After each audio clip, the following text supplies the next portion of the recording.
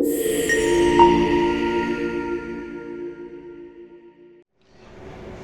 in this video I'm going to show you how to do purchase credit note. So we have given a purchase credit note from our notes, so which is highlighted in red color. So please open that one. So this is the one that we are going to create now. It is the purchase credit note. So it's for Zoom Fuels. Let's open Zoom Fuels. How do we do that? As you can see that there are two always you can see that information is from purchase credit note here. In the transactions we will also have shortcut PCR.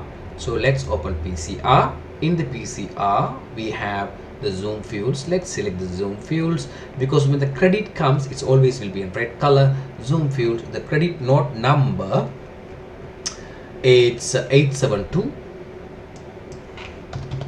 and the date is 7th of April 2024. We have got that one, 7th of April 2024.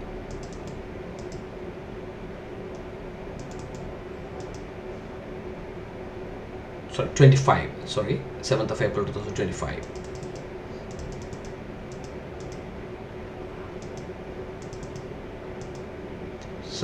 April 2025, and it's a bulk fuel, extra fuel charges they have charged us.